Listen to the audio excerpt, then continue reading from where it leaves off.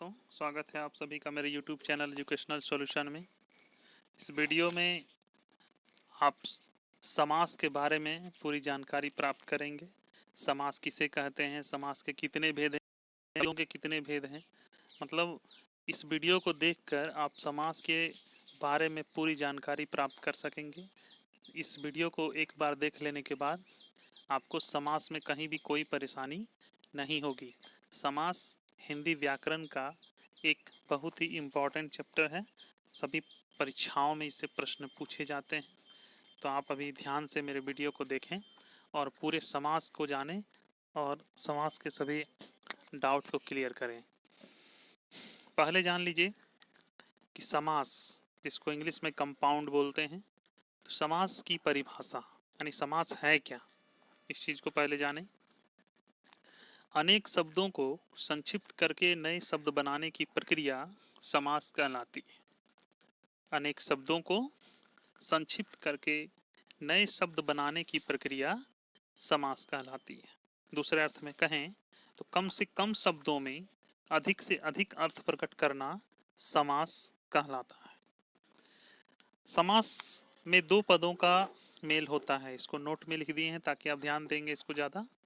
समास में दो पदों का मेल होता है। आगे है, समास में कम से कम दो पदों का योग होता है। दो से कम आपको नहीं होना चाहिए।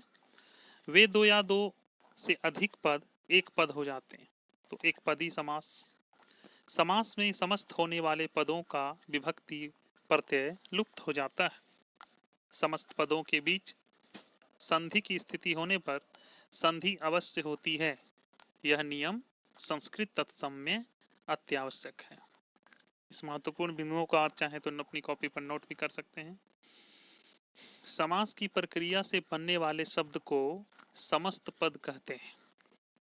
समास की प्रक्रिया से बनने वाले जो शब्द हैं उसको समस्त पद कहते हैं। जैसे देशभक्ति, मुरलीधर, राम लक्ष्मण, चौराहा, महात्मा तथा रसोईघर आदि। समस्त पद का विग्रह करके उसे पुनः पहले वाली स्थिति में लाने की प्रक्रिया को समास विग्रह कहते हैं।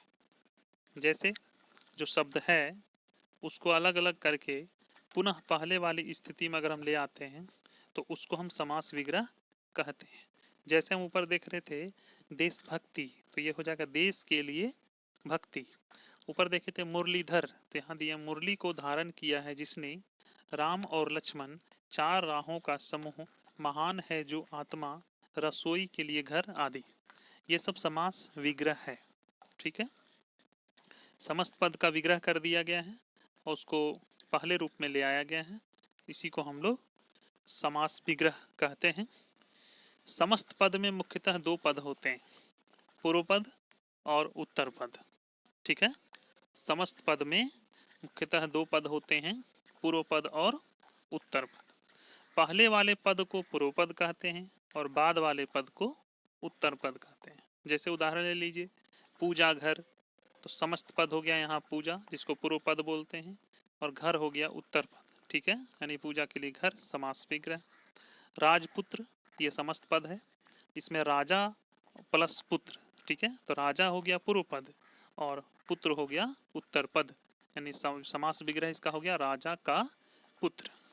अब देखिए समास के भेद कितने हैं, तो समास के 7 भेद हैं। ठीक है, 6 भेद मैंने आपको बताया था, एक नए समास 7 हो गया। तत्पुरुष समास, कर्मधारय समास, द्विगु समास, बहुव्रीहि समास, द्वंद्व समास, अव्ययी भाव समास और नए समास। ठीक है, 7 भेद हैं टोटल समास के, इसको आप बढ़िया से देख लीजिएगा। अब आ गया ये तत्पुरुष समास। ठीक है, पहला एक एक करके सभी को क्लियर करेंगे। पहला आपका है तत्पुरुष समास, जिस समास में बाद का अथवा उत्तर पद प्रधान हो तथा दोनों पदों के बीच का कारक चिन्ह लुप्त हो जाता है उसे तत्पुरुष समास कहते हैं। जैसे तुलसी कृत, तो तुलसी से कृत, सराहत, सर से आहत, राह खर्च, राह के लिए खर्च, राजा कुमार, तो हो जाएगा इसका राजकुमार। तत्पुरुष समास में अंतिम पद प्रधान होता है। इस समास में साधारणतः प्रथम पद विशेषण और द्वितीय पद विशेष्य होता है।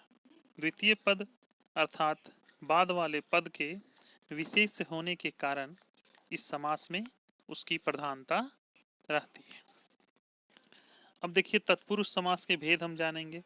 तत्पुरुष समास के भेद, तो तत्पुरुष समास के 6 भेद होते हैं।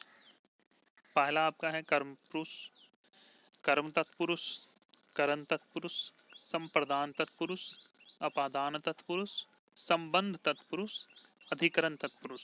कारक के जो 8 भेद हैं, विभक्ति चिन्ह जो हम लोग पढ़ते हैं, कर्ता ने कर्म को करण से, संप्रदान के लिए अपादान से, संबंध काके की अधिकरण में पर, संबोधन हे हो अरे अजी। तो इसमें जो कर्ता और संबोधन ये 2 को आप हटा देंगे, उसके बाद जो आपका कर्म, करण, संप्रदान, अपादान, संबंध और अधिकरण बच गया, ये आपका हो गया तत्पुरुष के भेद। ठीक है। अब पहला देखिए कर्म तत्पुरुष, जिसको द्वितीय तत्पुरुष हम कहते हैं। इसमें कर्म कारक की विभक्ति को का लोप हो जाता है। जैसे समस्त पद और विग्रह देखिए, समस्त पद है मान लीजिए स्वर्ग प्राप्त, तो स्वर्ग को प्राप्त को यहाँ पे लुप्त हो गया है। कष्टापत्र, कष्ट को आपत्र, आशातीत, आशा को अतीत, गृहागत, गृह को आगत, सिर तोड़, सिर को तोड़ने वाला, चिड़ी मार, चिड़ियों को मारने वाला, सिर तोड़, सिर को तोड़ने वाला। सब में को है देख रहे हैं। गगन चुंबी, गगन को चूमने वाला, यश प्राप्त, यश को प्राप्त, ग्रामगत, ग्राम को गया हुआ, रथ चालक, रथ को चलाने वाला, जेब कतरा, जेब को कतरने वाला। यानी इसमें जहाँ भी आप देख रहे हैं इसमें को आप देखिएगा, क्योंकि इसका नाम ही है कर्म तत्पुरुष। अगला देखिए करण तत्पुरुष, जिसको तृतीया तत्पुरुष कहते हैं। इसमें करण कारक की विभक्ति से के द्वारा का लोप हो जाता है। ठीक है। जैसे समस्त पद और विग्रह समझ लीजिए। वाग युद्ध, तो वाक से युद्ध, आचार कुशल, आचार से कुशल, तुलसी कृत, तुलसी से कृत, कपड़ छना, कपड़े से छना हुआ, मुंह मांगा, मुंह से मांगा, रस भरा, रस से भरा, करुणागत, करुणा से पूर्ण, भयाकुल, भय से आकुल, रेखांकित, रेखा से अंकित, शोकग्रस्त, शोक से ग्रस्त, मदांध, मद से अंधा, मन चाहा, मन से चाहा, सूर रचित, सूर द्वारा रचित। तो इसमें आप क्या देख रहे थे, से और के द्वारा का लोप हो जाता है। अगला है संप्रदान तत्पुरुष, जिसको चतुर्थी तत्पुरुष कहेंगे हम। इसमें संप्रदान कारक की विभक्ति के लिए लुप्त हो जाती है। के लिए इसमें लुप्त देखेंगे आप लोग। ठीक है। के लिए जैसे विग्रह समस्त पद में के लिए आपको नहीं दिखेगा, लेकिन आप उसका विग्रह करेंगे तो उसमें आपको के लिए आ जाएगा। जैसे देशभक्ति, देश के लिए भक्ति, विद्यालय, विद्या के लिए आलय, रसोई घर, रसोई के लिए घर, हथकड़ी, हाथ के लिए कड़ी, राह खर्च, राह के लिए खर्च, पुत्र शोक, पुत्र के लिए शोक, स्नान घर, स्नान के लिए घर, यज्ञशाला, यज्ञ के लिए शाला, डाक गाड़ी, डाक के लिए गाड़ी, गौशाला, गौ के लिए शाला, सभा भवन, सभा के लिए भवन, लोक हितकारी, लोक के लिए हितकारी, देवालय, देव के लिए आलय। तो इसमें समस्त पद जितने भी हैं उसमें के लिए जरूर है, लेकिन आप इसमें इसका लोप देख रहे हैं। जब हम विग्रह कर रहे हैं तो के लिए उसमें आ रहा है। अगला आपका है चौथा भेद तत्पुरुष का अपादान तत्पुरुष, जिसको पंचमी तत्पुरुष भी कहते हैं। इसमें अपादान कारक की विभक्ति से, जहाँ अलग होने का भाव हो, लुप्त हो जाती है।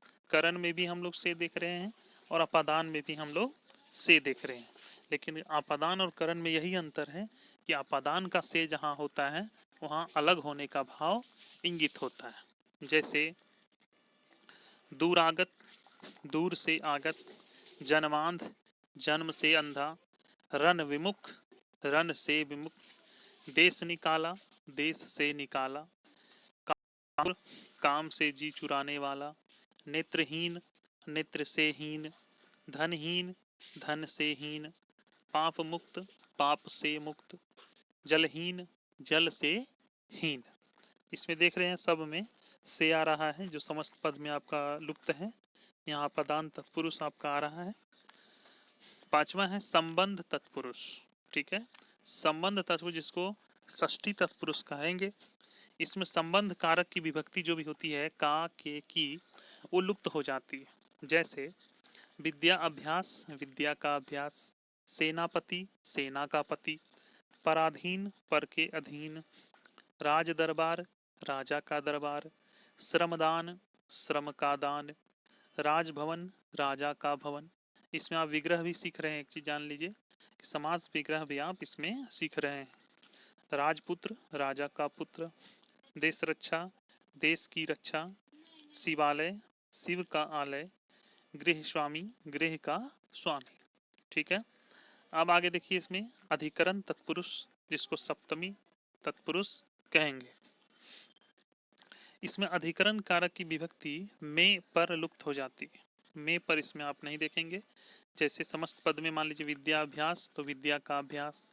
गृह प्रवेश, गृह में प्रवेश। नरोत्तम, नरों में उत्तम। पुरुषोत्तम, पुरुषों में उत्तम। दानवीर, दान में वीर। शोकमग्न, शोक में मग्न। लोकप्रिय, लोक में प्रिय। कला श्रेष्ठ, कला में श्रेष्ठ। आनंद मग्न, आनंद में मग्न। ठीक है, अब तत्पुरुष हम लोग देख लिए। तत्पुरुष के सभी भेदों को भी हम लोगों ने देखा। टोटल 6 भेद हम लोगों ने पढ़ा, जो कारक पर डिपेंडेंट है, कारक की विभक्ति चिन्हों पर जो चलता है। अब आइए हम लोग कर्मधारय समास देखें। जिस समस्त पद का उत्तर पद प्रधान हो तथा पूर्व पद व उत्तर पद में उपमान उपमेय अथवा विशेषण विशेष संबंध हो, उसे कर्मधारय समास कहलाता है।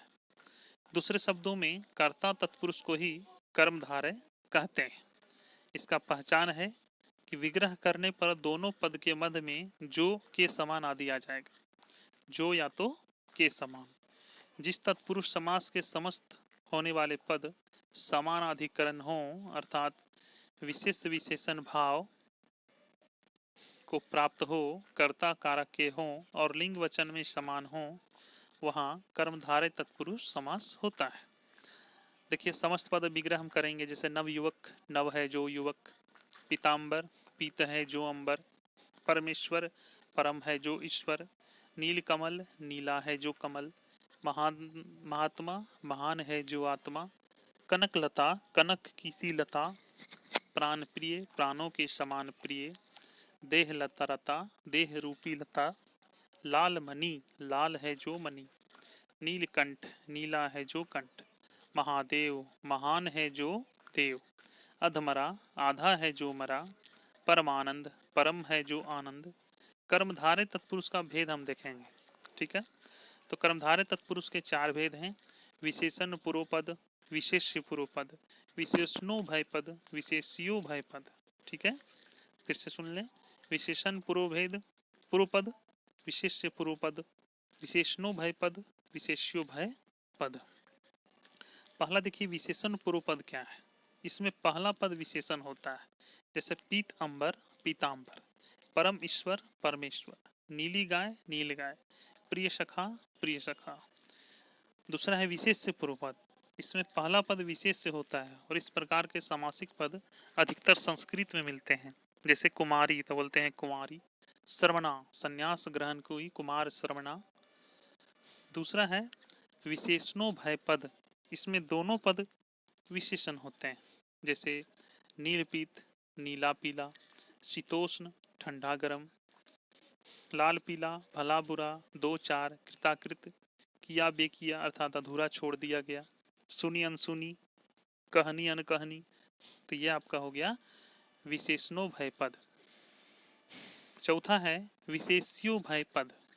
इसमें दोनों पद विशेष होते हैं। जैसे आम गाछ या आम वृक्ष, वायस दंपत्ति। अब देखिए कर्मधारय तत्पुरुष समास के उपभेद। कर्मधारय तत्पुरुष समास के अन्य उपभेद हैं, जैसे उपमान कर्मधारय, उपमित कर्मधारय, रूपक कर्मधारय। जिससे किसी की उपमा दी जाए जिस उसे उपमान, और जिसकी उपमा दी जाए उसे उपमेय कहते हैं। जैसे धन की तरह श्याम, घन श्याम, या घन उपमान है और श्याम उपमेय है। ठीक है। उपमान कर्मधारय भी देख लीजिए। इसमें उपमान वाचक शब्द का उपमेय वाचक पद के साथ समास होता है। इस समास में दोनों शब्दों के बीच से इव या जैसा अव्यय का लोप हो जाता है, और दोनों ही पद चूंकि एक ही कर्ता विभक्ति वचन और लिंग के होते हैं, इसलिए समस्त पद कर्मधारय लक्षण का होता है। अनुदाहरण विद्युत जैसी चंचला, विद्युत चंचला। उपमित कर्मधारय देख लीजिए दूसरा।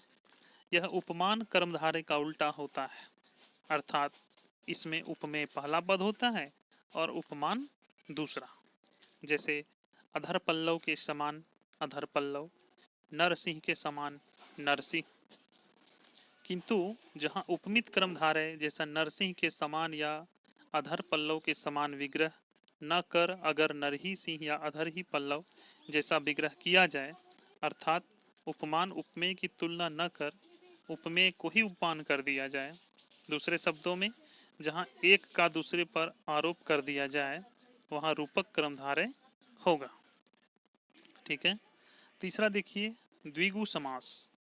जिस समस्त पद का पूर्व पद संख्यावाचक विशेषण हो वह द्विगु कर्मधारय समास कहलाता है। जैसे सप्त सिंधु, सात सिंधुओं का समूह, दोपहर, दोपहरों का समूह, त्रिलोक, तीन लोकों का समाहार, तिरंगा, तीन रंगों का समूह, दुअन्नी, दो आनों का समाहार, पंचतंत्र, पांच तंत्रों का समूह, पंजाब, पांच आबों का समूह, पंचरत्न, पांच रत्नों का समूह, नवरात्रि, नवरात्रियों का समूह, त्रिवेणी, तीन वेनियों का समूह, सतसई, 700 दोहों का समूह। मतलब आप संख्या इसमें देखेंगे। ठीक है। शुरू में संख्या आपको दिखाई दे रहा होगा। अब द्विगु के भेद भी जान लीजिए। इसमें दो भेद हैं, समाहार द्विगु और उत्तर पद प्रधान द्विगु। समाहार द्विगु जैसे समाहार का अर्थ होता है समुदाय, इकट्ठा होना, समेटना।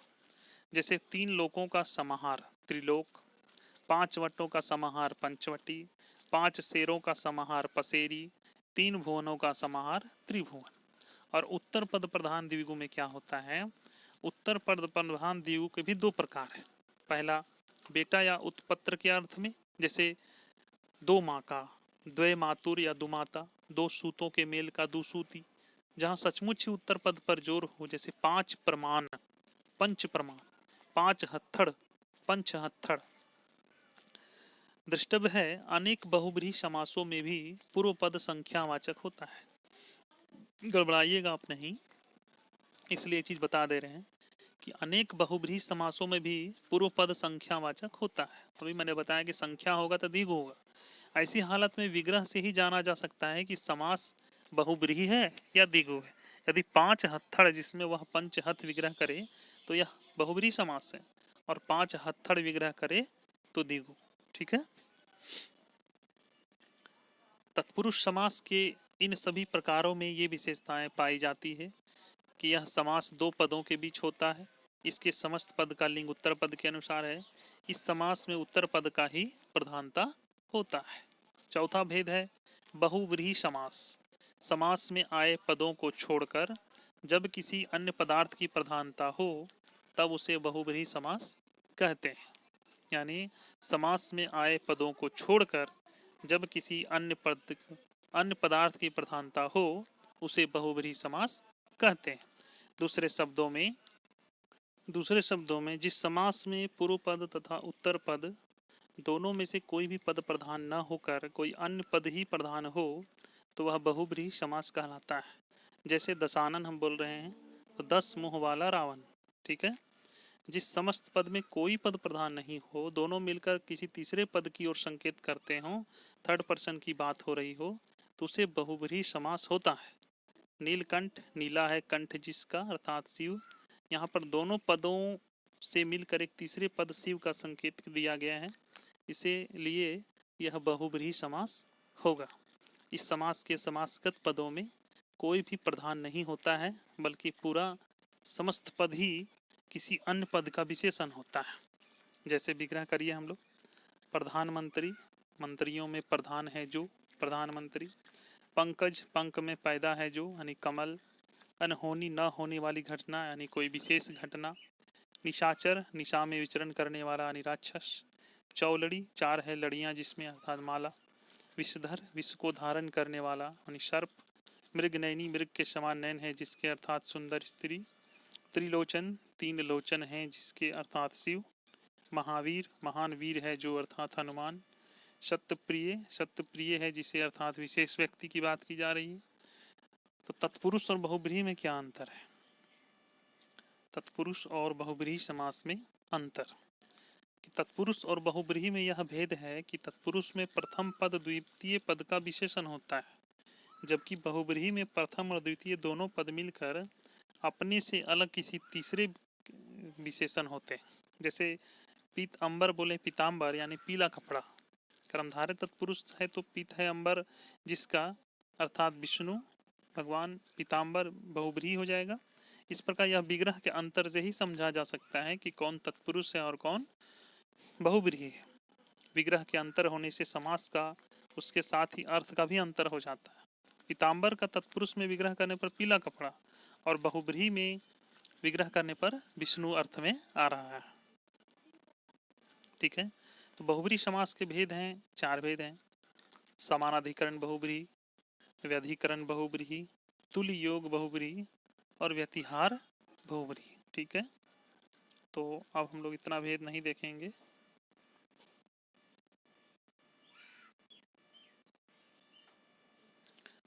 अब देखेंगे कि बहुब्रीहि समास की विशेषताएं। तो बहुब्रीहि समास की निम्नलिखित विशेषताएं होती है। क्या होती है कि यह दो या दो से अधिक पदों का समास होता है। इसका विग्रह शब्दात्मक या पदात्मक न होकर वाक्यात्मक होता है। इसमें अधिकतर पूर्व पद कर्ता कारक का होता है या विशेषण होता है। इस समास से बने पद विशेषण होते हैं, अर्थात उनका लिंग विशेष के अनुसार होता है। इसमें अन्य पदार्थ प्रधान होता है। ठीक है, पांचवा भेद देखेंगे, द्वंद्व समास। द्वंद्व समास क्या है? जिस समस्त पद के दोनों पद प्रधान हों तथा विग्रह करने पर और अथवा या एवं लगता हो, वह द्वंद्व समास कहलाता है। जैसे रात दिन, रात और दिन। सुख दुख, सुख और दुख। दाल चावल, दाल और चावल। भाई बहन, भाई और बहन। माता पिता, माता और पिता। ऊपर नीचे, ऊपर और नीचे। गंगा यमुना, गंगा और यमुना। दूध दही, दूध और दही। आयात निर्यात, आयात और निर्यात। देश विदेश, देश और विदेश। आना जाना, आना और जाना। राजा रंक, राजा और रंक। पहचान इसका है कि दोनों पदों के बीच प्राय योजक चिन्ह का समास में सभी पद प्रधान होते हैं। द्वंद्व और तत्पुरुष से बने पदों का लिंग अंतिम शब्द के अनुसार होता है। तो द्वंद्व समास के भेद भी जान लीजिए। इतरेतर द्वंद्व, समाहार द्वंद्व, वैकल्पिक द्वंद्व। ठीक है, तो इतरेतर द्वंद्व क्या होता है? वह द्वंद्व जिसमें और से सभी पद जुड़े हुए हों, पृथक अस्तित्व रखते हों, इतरेतर द्वंद्व कहलाता है।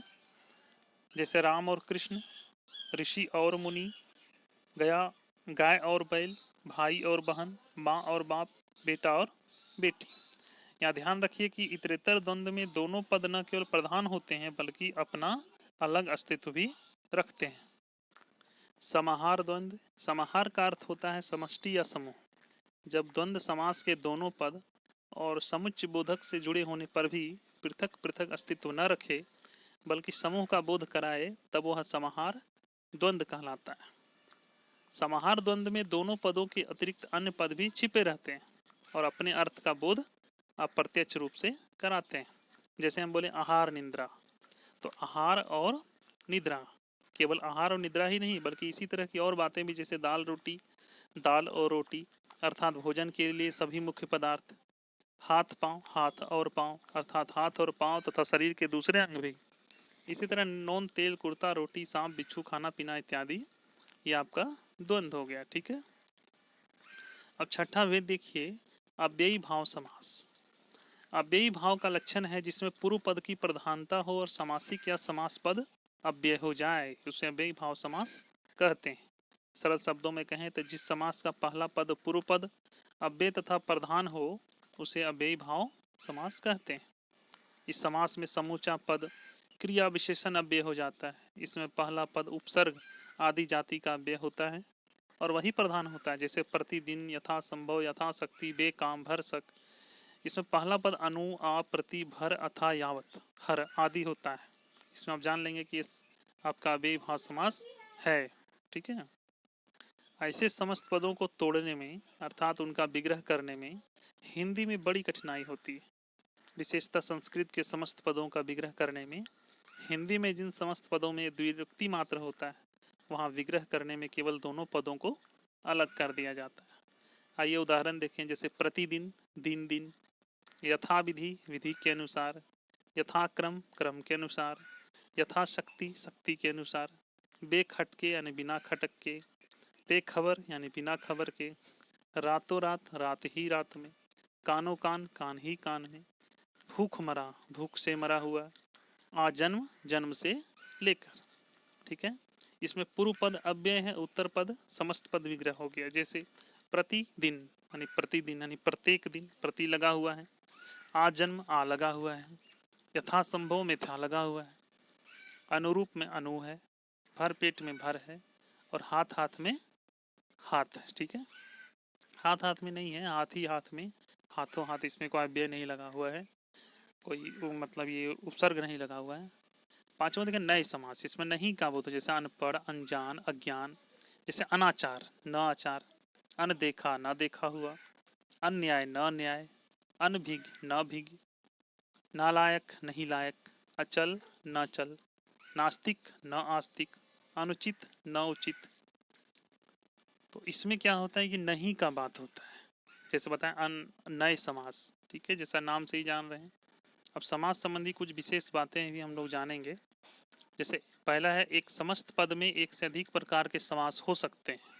वह विग्रह करने पर स्पष्ट होगा कि वह क्या भेद है। जैसे कि जिस समास के अनुसार विग्रह होगा उसी समास उस पद में माना जाएगा। जैसे अगर पीताम्बर की बात करें तो पीत है जो अंबर यानी पीला है जो कपड़ा, पीला कपड़ा की बात की जा रही है तो आपका कर्मधारय हो गया। और जैसे बोले पीत है अंबर जिसका, यानी पीला है कपड़ा जिनका, ने बहुब्रीहि समास हो गया, विष्णु भगवान की बात की जा रही। तो यहाँ पे आपको विग्रह करने पर पता चलेगा कि वो किस समास का भेद है।